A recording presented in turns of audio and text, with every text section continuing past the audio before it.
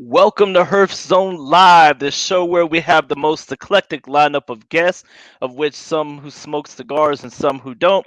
Either way, we bring you the best content weekly. Herf Zone Live is sponsored by StogieLives.com. If you haven't checked it out recently, StogieLives.com is a social networking site just for cigar smokers. It's set up similar to Facebook, a lot of the same features, except none of the politics of it, and getting banned and having your opinions and have your opinions censored. So make sure you check out stogielives.com. A lot of people are over there now. It's an awesome site.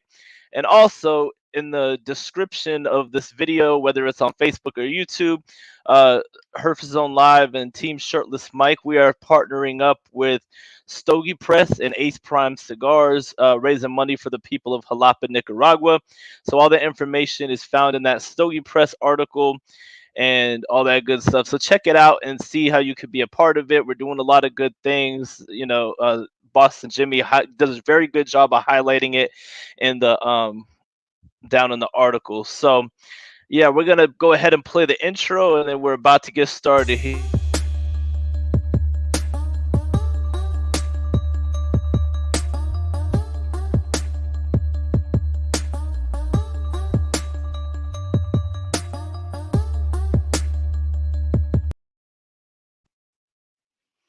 All right. So, waiting patiently down in a Cigar Hustlers podcast green room, we got a very good friend of mine on tonight, Mr. Azarias Z Mustafa Cordoba from Cordoba y Morales Cigars.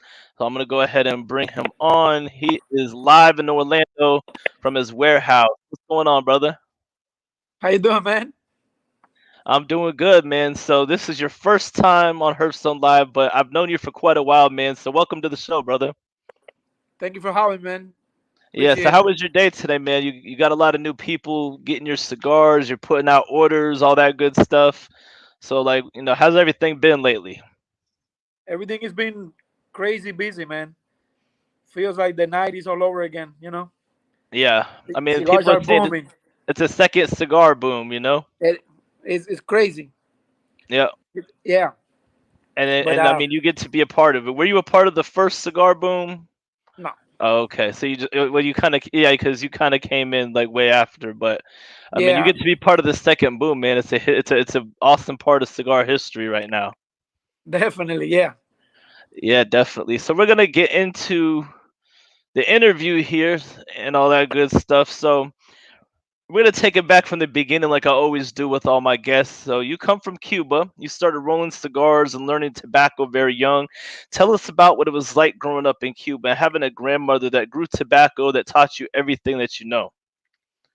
Um, it's I feel privileged. I grew up in a town that tobacco was everything. We had a couple of factories, um, a sorting warehouse, Despalillo, they call it. Um, And then my grandmother used to grow tobacco way before I was even born, But Hmm. I did learn a lot of stuff from her, and then from all the masters in the industry. When I came into the U.S., I was 14, 94, so the first boom was you know, going Yeah, up, but I was a kid. yeah. But N- Now you were growing, you were like learning how to like roll cigars and everything from the time you were like 9 years old. So how long does it take to learn how to roll cigars and become a master of your craft in that way? it takes a lot of time. Um, of course, I never worked for a factory or I'm not uh, in papers and master roller or anything, any of that.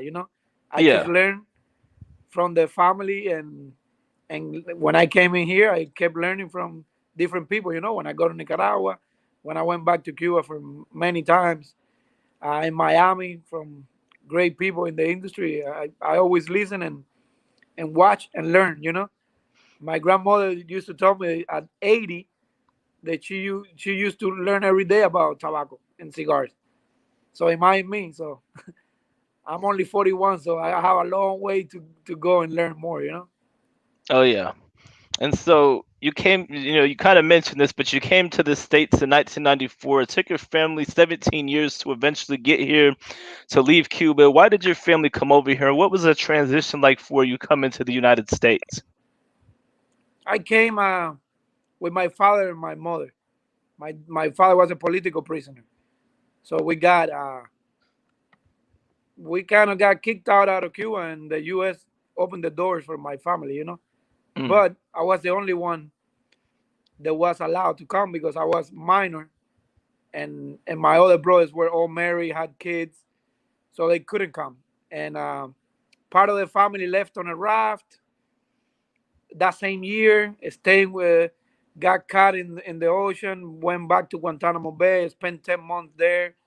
Uh, Part of the family left in 2002. My sister won like a visa lottery and came that way. Then the last brother that came in was 2009 because a couple of times he tried to escape Cuba and he got caught, put in jail, and then he was able to come as a political refugee also. mm. So that's why it took so long. Some people even take longer. I know Cubans that came in the 60s and died and never got reunited with the family, So Yeah. it's And crazy. so you and your whole family are all over here now, or do you still have family that's over there? I have family, but not my immediate family. Okay, My so all your all, immediate family's over here.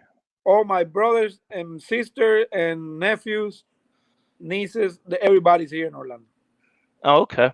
And so you were 14 when you came over here. Where were you guys originally? Like here in Florida, like that? Were you in Miami first, or did you guys just come to Orlando? Or Couple years in Miami, came to Orlando in '96. Been oh, here okay. So ever since. did you graduate high school in Orlando? In Orlando, yep. Okay, cool. And you eventually got interested in golf. Like this was after high school and everything. How long did it take for you to become a golf professional, and what was that experience like for you? Uh, I started playing golf really late. I thought golf was a stupid game.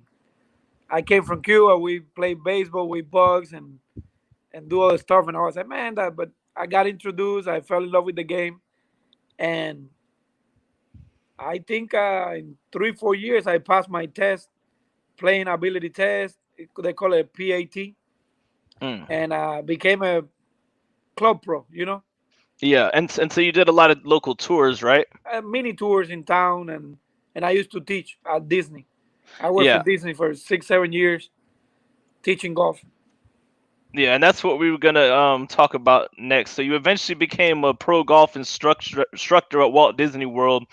How did that opportunity come about for you?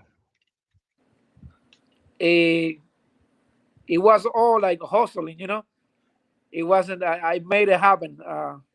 Honestly, nobody gave me anything. I went there. I started cleaning cars and cleaning clubs and playing in my downtime, and I started playing really good and competing locally. And uh, in a couple of years, I was a PGA professional. Awesome. And so during this time of you working as a golf instructor, you started playing around with your own blends. Was that correct? Was that like the same time frame that you kind of started getting into making your own blends with cigars? And was this the very beginnings of Cordoba Morales Cigars? And how did you start getting out there more and making cigars? That's exactly. I mean, I had a cousin that was in Nicaragua already making cigars, and when my brother came from Cuba, he was really interested. 2009, and doing what he loved and knew about. So always been smoking and playing golf. I was always smoking cigars. But around that time, 2009, 2010, um, I had my first trip to Nicaragua and I worked on some blends. And we did like a 2 count bugs, a Connecticut and a Maduro. And I happened to knew one of the guys that was in charge of distributing cigars for Disney. Mm, And he got me an opportunity to start selling at the club, at the golf course. yeah. And but it was only 2 cigars, and I didn't have boxes or anything. They came in like in a coffin of two cigars with the bow marker.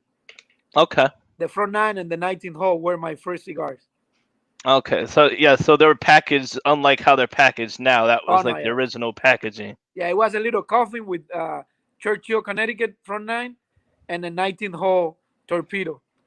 But um, a lot of people started telling me I love the cigars.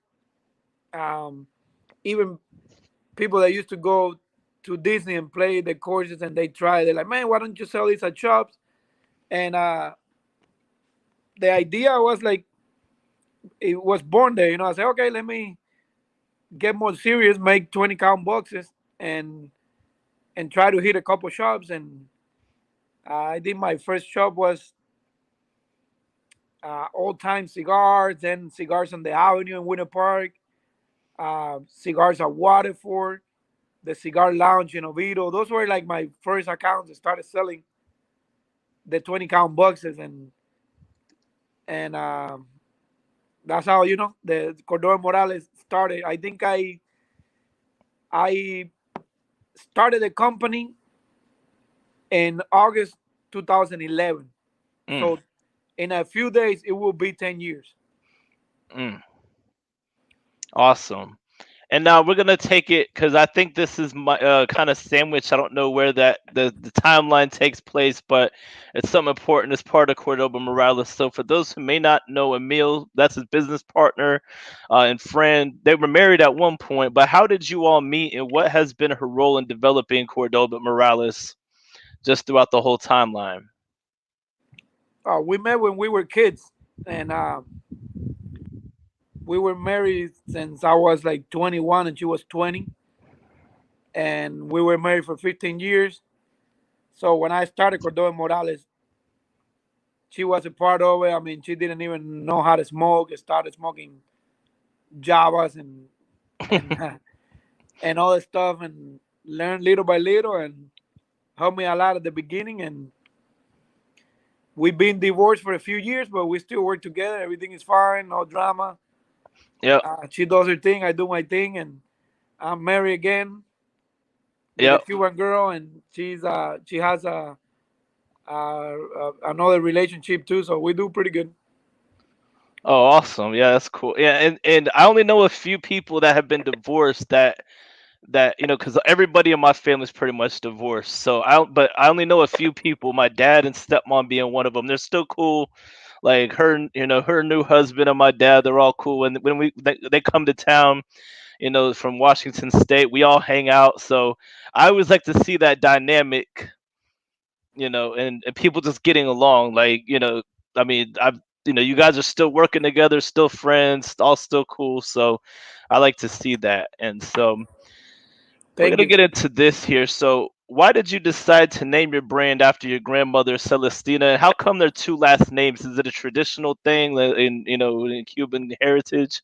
Yes, in Cuba, everybody carries mother and father's last name, and if you have two names, then you carry around like four names. Your Yeah. name, your second name, first, uh, the last name of your father, and the last name of your mother. So everybody, that's not everybody does have that. So when I started the company, I didn't want to get, get any attention towards me or anything like that. And there Yeah. was a lot of like cheesy names and people calling cigars many things. But even though I started with two names that related to golf because they were the reason why I started, Mhm. I wanted to be the company, my grandmother's last names, Yeah. Cordoba Morales. And I thought they were pretty names that pay homage, uh, honor, in honor of my grandmother. So Awesome. And when did you know it was time to just branch out and focus on Cordoba Morales full time? Is there like a certain point that you was like, "Hey, I'm starting to get more busy than my main job"? Talk to us about that. I was also put into that position. I didn't think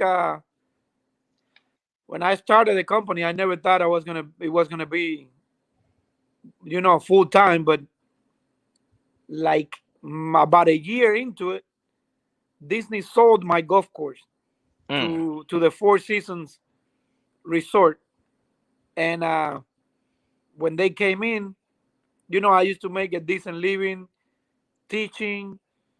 I get paid for lessons and make decent money. Nothing crazy, but Yeah.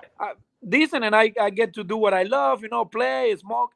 But when they told me I was gonna make, 15 Yeah. bucks an hour and no more getting paid for lessons and stuff like that, I was like, hey, I'm gonna go put 100% of my time into my love, which is cigars, my passion, and it was tough and rough at the beginning, Yeah. but I wouldn't change it for anything else. Oh It yeah, took definitely. it took a few years to even get paid. I mean, I used to pay the bills, and I did everything out of my house, in a room, Mm. but I never got paid for like 3 years. I never wrote a check to myself or anything. I Yeah. ate, put gas, and made cigars and paid the rent. Yeah. Awesome. And so, for a small boutique brand to start out in the industry, how much time needs to be dedicated to getting the brand recognition out there before more people realize, hey, these cigars sell themselves? You don't have to spend as much time on the recognition aspect and more on maintaining the growth, but keeping it at a manageable pace. I know it's kind of wordy, but Yeah, a lot of time, man. So much time that I think I've been working really hard for 10 years and still nobody knows me. You know what I'm saying? hmm, Yeah, they do here in Florida, and I'm not complaining. But outside of here, I got a few shops in Tennessee, few shops in the Carolinas, Georgia, uh, Philly, South Dakota, Texas. You know, but it's yeah, not like still nobody. Nobody knows. Most people, you say Cordoba y Morales, what is that? yeah, And it's really, really, really hard. I think the key is, I keep making good cigars, enjoying it, and hopefully one day more people will know. But it's like nonstop. yeah, certainly. And you have your own small cigar factory in Esteli with your family. When did you guys open the factory, and where do you buy tobacco from to produce your cigars? I still make pretty much all the first cigars that I started with are made at my cousin's factory in American Caribbean Cigar in Esteli. Okay. But I also have a friend of mine that came from Cuba and worked for everybody in the industry. Great blender, great roller, a lot of knowledge and everything, growing tobacco and everything. And he wanted to go on his own and start doing something from my house. Hmm. Put a little factory together, and I help him, and we are doing a lot of things out of there. A lot of the new ideas and my bundles and stuff come from there, but I still have cigars made with my cousin at American Caribbean because he helped me when nobody helped me. So I'm not leaving him. Oh yeah, you definitely got to have the loyalty there, man. Especially if it's family. I mean, loyalty is what makes you family, like not just blood. So that's real. Yep. And what's your process like when you sit down to blend a cigar? I know you and your cousin and your brother are involved. How long does it take you to blend just one cigar until you're happy with the final product? That is a hard question to answer because sometimes you get lucky and you make a blend, and the first blend is the perfect blend. You know, Yeah. so it's tough. I mean, it's hard to say. Sometimes we make 10 blends and we don't like it, and sometimes we make one and it's perfect.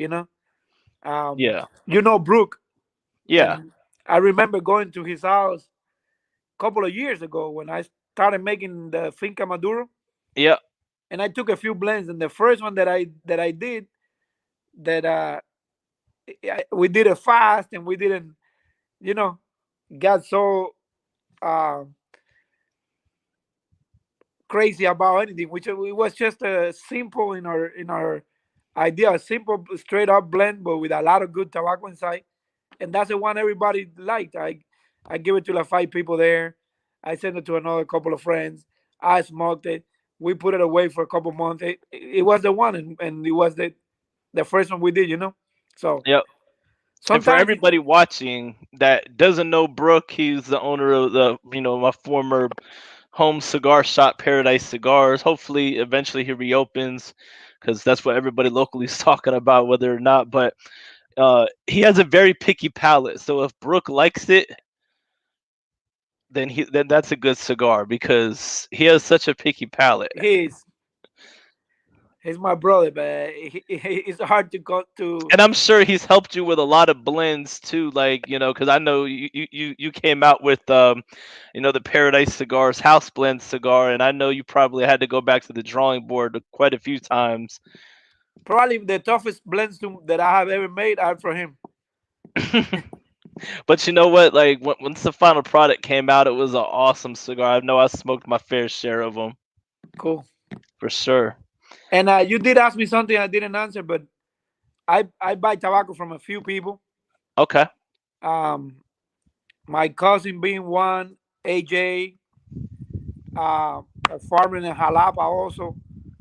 Um, anybody that I come across that has good tobacco, I go for it.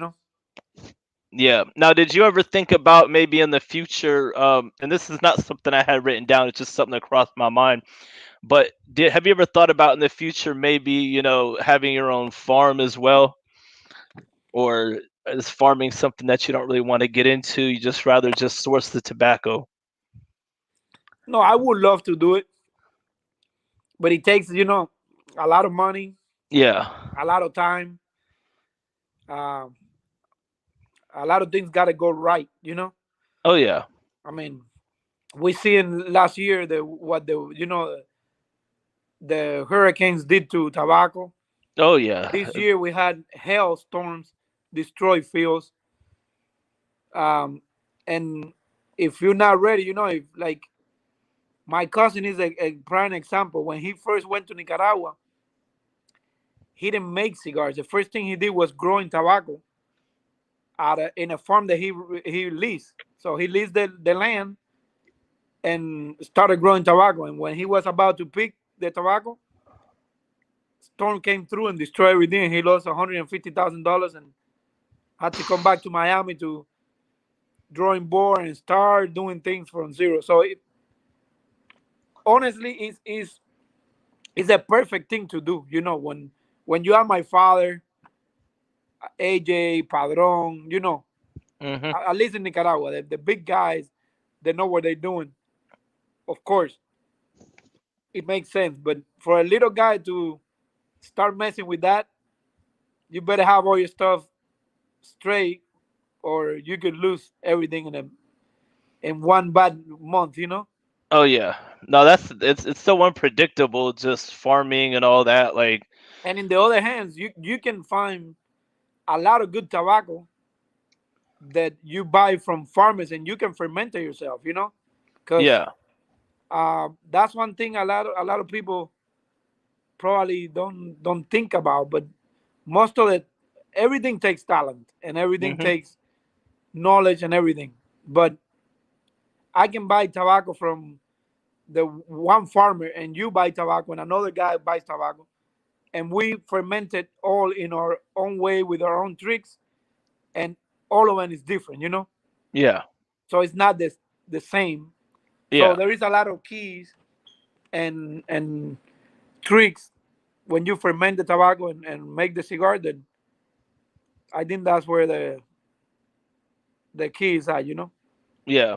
Now, how many, if you don't mind me asking, how many years worth of tobacco do you have, like, in stock for at the factory, like in storage? I know sometimes, most people who have a factory have like a couple years worth, or I don't. you don't? Okay. No, I usually have enough to make 6 months, and then 3 months from now I buy again, and and rotate it like that. But no, I don't have that much tobacco. Oh, okay. Interesting. And so I just had this question because I saw another interview that you did and you kind of talked about it. So, how come whenever you smoke a cigar like in Nicaragua versus coming back to the States, you tend to get a different experience, wherever you smoke a particular cigar? Even like the difference between like over in this area to Miami, like is it like the difference in the air or just the environment or headspace that you're in? Like how come, you kind of get like a different experience? I think you answer the question yourself. Everything you said, it has to do with it. The Okay. mood that you're in, the the place that you are, how high it is in the altitude, Um, let me try to explain it, right? But you could be in Nicaragua, and I take you to Nicaragua, and we go to any factory, and you get 10 cigars that they roll there that week, whatever, and you go back to the hotel and you're having fun, drinking rum, talking to your friends and having the best time eating, and you smoke that cigar and it tastes like heaven. Yeah. Oh, this is the best.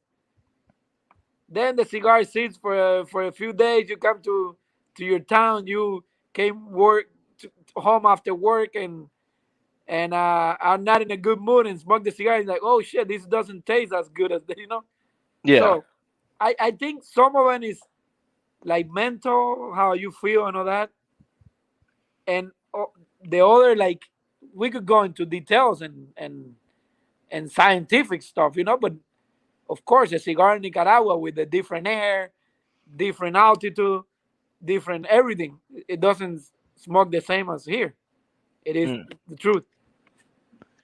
definitely. Yeah. It's just interesting, because like I knew the answer wasn't gonna be that complicated. Like you said, I probably answered that question, but um, it's just interesting to think about, And I'm not a science guy per se, but it would be interesting to kind of for somebody that is into science to do like a study on that, or Yeah. if it's just a mental thing or something. But The uh, mind has to do with it, but all the things have to do yeah, with it too. uh-huh. And so we're gonna talk next about your blends. I'm very familiar with them because I've been smoking them for, gosh, what, 9 years now. And so I've smoked many of them, but there may be a few I might not have smoked. But for those who have never heard of Cordoba Morales, take us through your portfolio of blends that make up Cordoba Morales. um, so we have the front nine Connecticut that I still make it in a few size. Ecuadorian Connecticut, filler and binder from Nicaragua. We have the 19 hole Maduro. It's a broadleaf Maduro wrapper, 100% filler and binder from Nicaragua. I also have it in a few sizes. The Family Reserve is my third cigar. Is Ecuadorian Habano and Nicaragua 100% filler and binder. Then I I have made some limited cigars that I love, like the Clave Cubana Red. Then the Clave Cubana White Label is a San Andres Maduro. It's still one of my best sellers. Hmm. Um, I have the Grand Salomon, which has three wrappers, and I've been making that cigar for like 7 years, and it's great. Everybody loves it. 2 years ago, I introduced like a mini Salomon version of it. Mm. Uh, I'm doing pretty good with that. Then I used to make a cigar called Puro Pinar. That was like my $7 smoke. It was a Habano with Nicaraguan, Dominican, and Pennsylvania Viso. So it was a really good cigar. Wasn't a good seller, so I haven't made it for a while. Some people still ask for it, but then a couple of years ago I did the Celestina. That's my grandmother's name. That one is Hmm. doing good. It's an Ecuadorian Habano 2000, um, and it comes in Corona Gorda and Toro only. The all day, every day. I think that's what you're smoking, right? Yep. It's a Maduro that comes in two sizes, and it's also a $6 and $7 smoke. So Yep. buck 25. And this is my first time smoking this one, and I got to tell you, it's awesome. Thank you, man. Just like every other thing I've smoked, I don't have to tell you twice. And then last year I did the no this year for the spring I did a cigar called Seasons that I'm gonna be doing. Uh, I want to do a cigar for every season of the year. Hmm. I don't know when if I do the next one for the summer for the winter, and next year I do a couple more. But I'm working right now on a 10th anniversary cigar that is gonna come out in a few months. But it's all in my head now. I'm working on the blend, on the size, um, artwork, everything because it's gonna be my 10th anniversary cigar. So Oh I'm yeah, putting a and you lot of heard it love. here first on Herf Zone Yes, Live. I haven't told anybody. Yeah, I'm looking forward to it. So yeah, man. So yeah, everybody out there, that's kind of that's his all his blends and stuff. And for those who never smoked one of your cigars, what cigar would you recommend someone smoke first out of every cigar that you produce? Um, if I didn't mention the Finca Santa Fe, which Oh is yeah, that's it, probably my favorite cigar out of the ones that I make, but it is the most expensive one too. yeah, So it all depends. If you like Maduros and you want to smoke under $10, that whole day, every day that you're smoking, I'll recommend it to anybody. oh Um, yeah. I will too. if you want a Connecticut that has a little bit of spice and character, the front nine, I love it. And if you want something, really, really good that tastes and smells like a Cuban, the Finca Santa Fe natural. And if you want something really strong and full body, spicy with old tobacco in it, the Finca Santa Fe Maduro. Mm. And so, what's your personal favorite Vitola to smoke? Corona Gorda and Lancero. Mm. I love Lanceros too. Like, Yep. what is it about the Lancero for you that really just does it for you? Uh, I think it's the amount of wrapper in so little filler and binder. Yep. So you get a lot of aroma, um, flavor, spice too. And El Lancero is a tricky cigar. I think out of all the masters that I have asked before, what is your least favorite cigar to make? They always say Lancero because it's tricky. If Yeah. it's bad, it tells you right away it's bad, and when it's good, it's probably one of the best you can smoke. But it's not for everybody. Lancero is a tricky size. Yep. I mean, Sometimes, I think Lanceros are the most slept on size personally. yeah, Because people don't understand it. They think it's like, even though there's no such thing as a feminine size, a lot of people equate a Lancero to being like a more feminine sized cigar. But I mean, like when you get a good Lancero, there's like nothing like it. The flavor that you're gonna get out of that because all the flavor comes from the wrapper. yep, Like you just can't beat it. you're right. So yeah, and a few years ago, you produced a cigar with FSG tobacco. You made a limited cigar with tobacco from Jeff Borshowitz. That's a shop exclusive to Corona, the Finca Santa Fe FSG. How did you end up working with FSG tobacco, considering you could only work with a certain amount of it and use it to enhance an already existing blend? Or how much did you have to change the Finca Santa Fe to work with the FSG? I should say. It was. Uh, I think it was cool to try because that tobacco is getting better too every year. Um, I haven't told anybody either, but this week I'm bringing in a new Finca FSG with a Cameroon wrapper. So it's Oh not even wow. It's not even out yet. Okay. Um, but now I just told you. It's another exclusive. That's what I Yeah. do, man. I drop them exclusives, bro. So this is the second one I do for him, for Jeff, and I'm using his FSG for binder. Mm, So it's my blend inside with the black binder FSG and my wrapper. So mm. the one before I had a Criollo 98, and it's an ongoing thing. I still make it for him all the time. Yeah. But this Cameroon is a beautiful, beautiful, beautiful cigar, and the box is different. Everything is a beautiful project that we're doing, and should be probably in the next 3 4 days. You'll be in Corona. I think it landed today in Miami, Okay. so I don't have it yet, but I will have it soon. All right. I'm gonna have to make a trip up there soon so I could just to try it. I'll let you know whenever I come Yeah, up that way. hell yeah. Yeah, I was talking with Steve Saka. This was a public thing. I'm on. I go in the smoking social whereby chat room, so it's like a video chat. So he was down in Nicaragua. He was hanging out with everybody in that chat, and he was talking about because he was at the FSG forum with Jeff, and he said that he was going to try to play with the FSG tobacco, but the problem with for him, he said it's because he can only get like a certain amount of it, like it's going to be harder.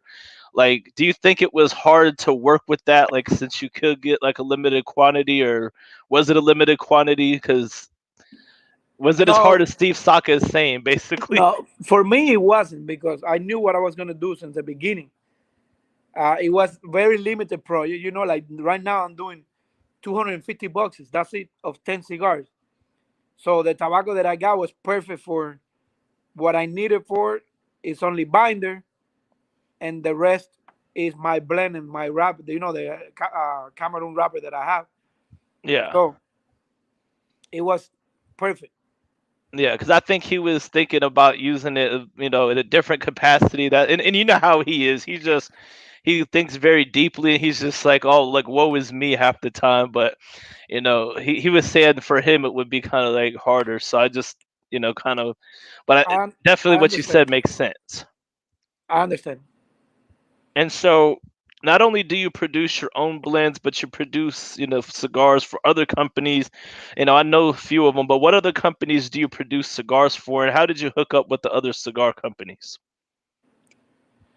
So right now, my second project, and I would say, yeah, the stuff that I do for Jeff and Corona is still my brand. Even though Yeah, we're together, but I also blended and made all the cigars for Hood and Young, yeah, which is it's a young company.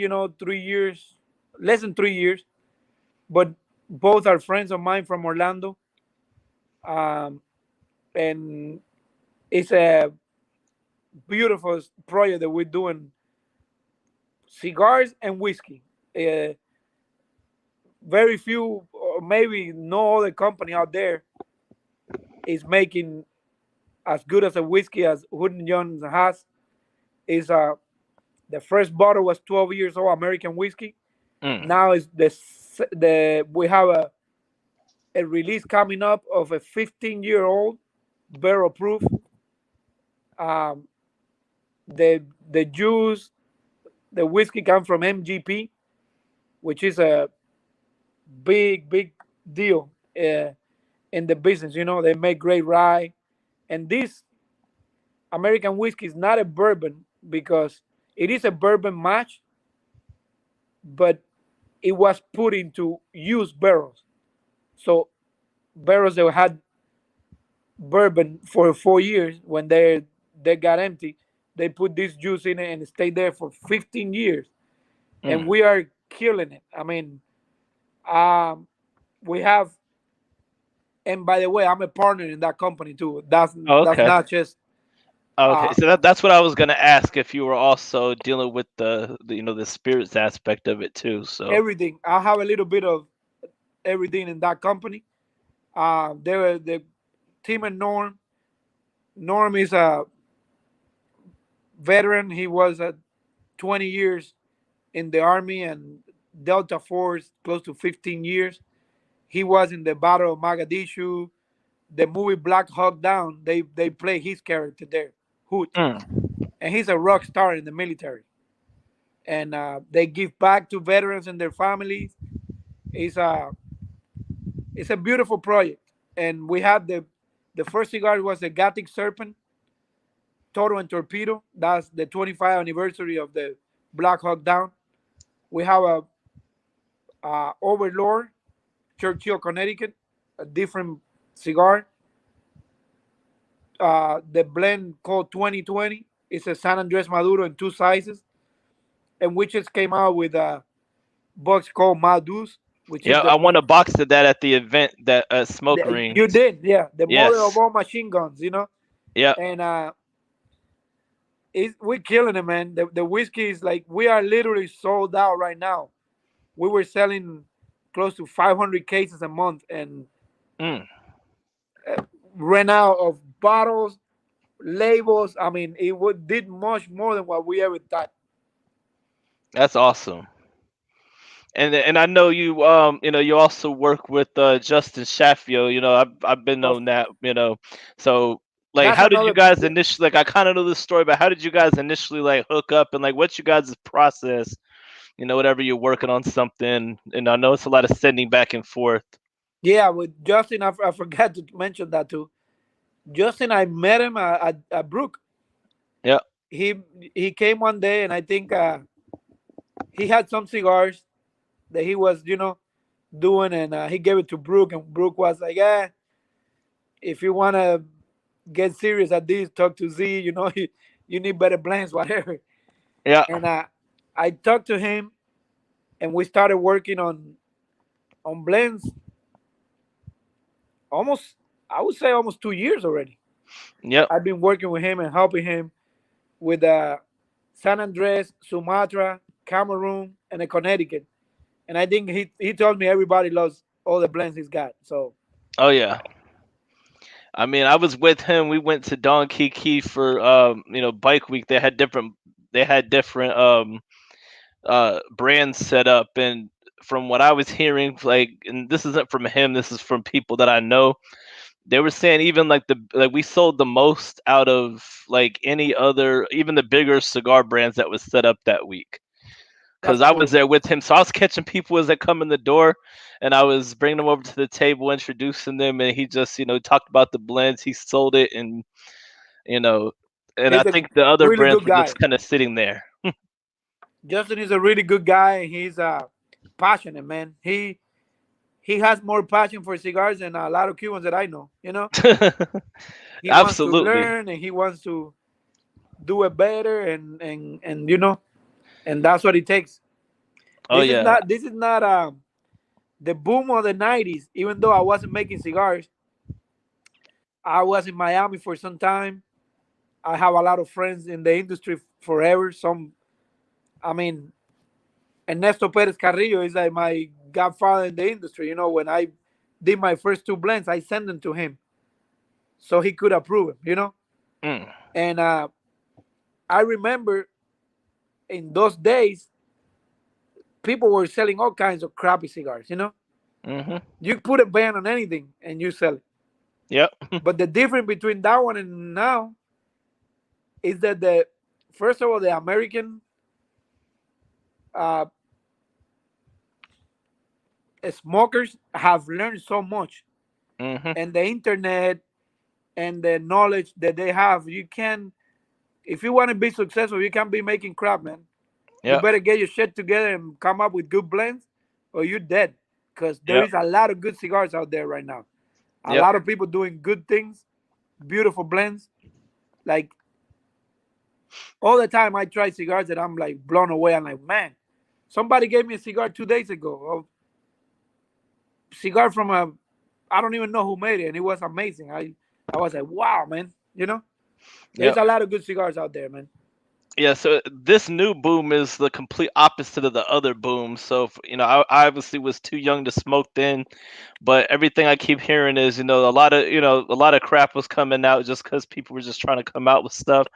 But now it's like the roles have reversed, and now you got people that's way more educated about cigars. So when they're coming out with stuff, they're just coming out with stuff that just knocks it out the park immediately. Like they've had a lot of time and thought invested into how they're going to pursue this. So that's really encouraging, because a lot of times you think about the future of the cigar industry and how, the FDA is trying to attack the industry and, trying to lump it in the same category as cigarettes and vape and all that stuff. And, um, people are getting it out the mud and they're coming out with some awesome stuff. So I'm excited. I'm 14 years in with smoking cigars. So I've already seen a lot of change in just that short period of time. So it's real interesting. You're right. So we just got a few more questions here. We're almost done. So when you're smoking for pleasure and not for work, what are you drinking and what are you smoking that isn't your cigar? Brother, I've been, because of a friend of mine, I've been so into it and learning so much about tequila, brother. Mm-hmm. Um, I didn't have any idea there were so many sipping tequilas out there, you know? I Yeah. always had the idea of tequila is a horrible thing that you just shut down and, Yeah. and get drunk. But I'm in love with a lot of good tequilas out there. And of course, with Hood and Young, I I've been learning so much about whiskey and bourbon and everything that has to do with distilling, because we have a Mm-hmm. master sommelier that is in the back of the bottle of Hood and Young, and he's also a local guy. He owns a restaurant in downtown Disney Springs called Wine Bar George. So the gentleman's name is George Miliotas, and he's one of the top 200 sommeliers in the world. Mm. And he loves cigars, and I love what he does. So every time we get together a lot. He's asking me stuff about cigars, asking him stuff about whiskey and distilling and wine and learning. I learn Mm-hmm. a lot, and he learns too from me. Um, honestly, I'm gonna talk about cigars.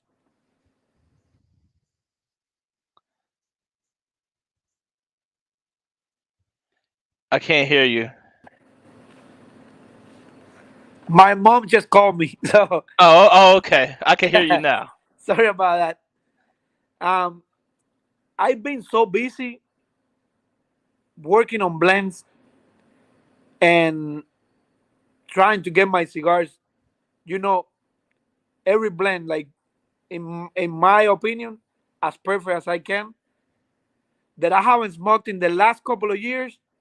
I haven't smoked as many cigars from other people as I used to. Mm. Because before, I used to always like smoke from everybody to see how I'm doing and those stuff, all that stuff, Yeah. But now I don't smoke as much as I used to from other people, and I haven't been to Cuba in a few years.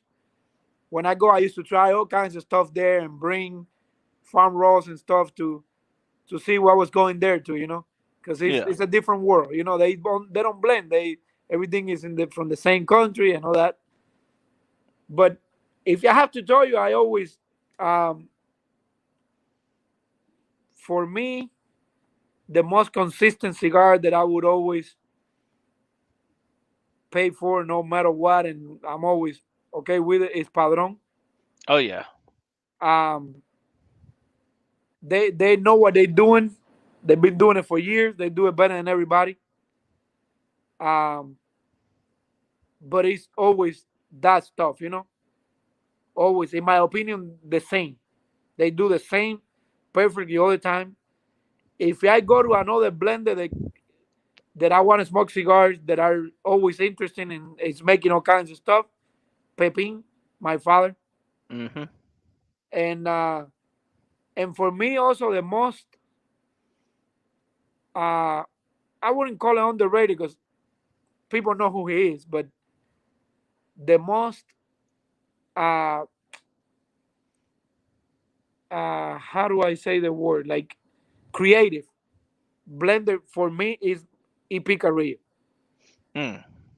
Blender slash creative because he made 60 ring gauge popular. Yeah. He made Sumatra popular.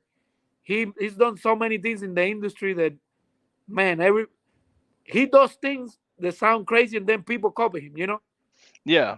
And apart from those three, younger but really exciting blender that I love everything he does is AJ. Oh yeah. I'm a huge AJ fan as And he's well. got so much good tobacco. Is sometimes people ask me, what's the key to blending good cigar? Having good tobacco. Hmm. It's really hard to screw it up when you have all the good tobacco AJ's got.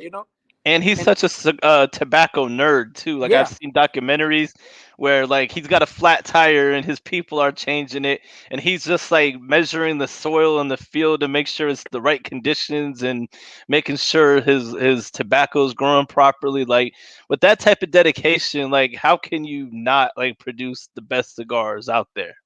you're right. 100% with you.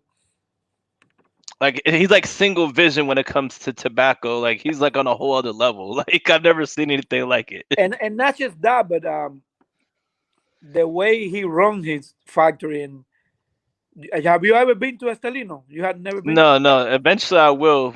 But I have. That's definitely gonna be in the near future. Eventually, I'm gonna get over there. I've been working with AJ in the factory, and first of all, knows a lot of people by name. He's there. He's on top of his stuff. He loves what he does. He cares about everybody. I've been him.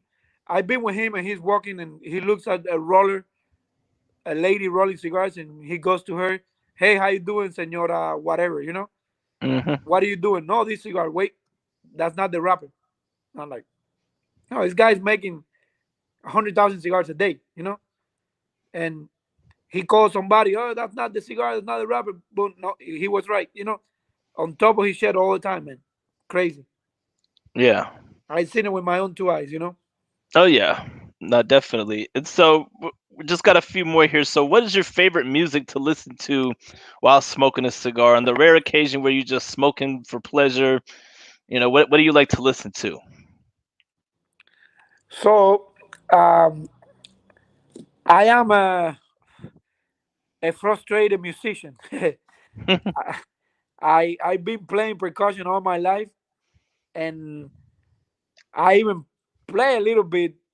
Uh, you can say professional because I got paid, but I'm not that good or anything. But I'm just saying I played percussion my whole life. I still play almost every week. I study a little bit. I play. So I love Cuban music, of course, Latin jazz and jazz more than anything. And those three, all the same, not one over. I love New Orleans and New York jazz as much as I like music from my town in Cuba. You know what I'm saying? Yeah. So yeah, I listen to music 24/7, man. I wanted to have music in the background, but it was gonna be too loud. Definitely. And so, what does the future hold for Cordoba Morales Cigars? Like, what do you got planned for the future? Anything exciting other than what you've already revealed? No, I already revealed it. I'm sorry. It's the Finca Santa Fe 10th anniversary. Is my next project. Um, Next to that, I'll probably be working early next year or late this year in another season cigar, and working on a new project for Hood and Young because Norm was a Delta operator, Delta Force operator. That's why he was called. We are doing a really over the top blend with over the top boxes with coffins. The most beautiful thing you ever seen for Hood and Young, like most expensive and best cigar that we have done. So that's all coming in the next 6 months. Awesome. And so, finally, here, so where, uh, where can everyone reach you on social media for everyone out here watching live and for everybody that's gonna watch after the fact? I'm in Facebook, Azarias, Mustafa, Cordoba, CNM Cigars, and Instagram. My website is on point. A friend of mine just redid my website here in town, and I needed it, So Yeah, it was nice. It's nice, by the way. It's really nice, nicely laid out, beautiful. thank you. So yeah, anybody can hit me up there, and I think in the website there is a link to all time cigars Yeah, to I buy think there's anything. like a link for for all your retailers. Is that updated now? Yes, it is for all the retailers, but also if you like, there is a special link to all times if you want to buy and you don't even want to look at any other shop because they're like the only store, probably the only store that has everything that I make. Okay. Because Corona carries, 50% of what I make. Cigar Hustlers also carry a lot of the stuff. Maybe probably everything that I make, but not Hood and John. But Yeah. all time has everything. Awesome. Well, man, I thank you for coming on the show tonight, man. It was definitely an awesome time, and hopefully you had a good time. You got to see what I do every week on my show and the type of dedication I put in. I want to get people out there, even more than they already are. So, and everybody out there watching live, thank you guys for tuning in, just like every week. Everybody watching later on YouTube and everything, make sure you hit that like on the video. Make sure you subscribe. Make sure you hit that bell. We're almost to 400 subscribers on YouTube. We're getting out there. And we're going to go ahead and end the show now, and then I'll let you know when we're not live and we can talk that real shit. Hold on.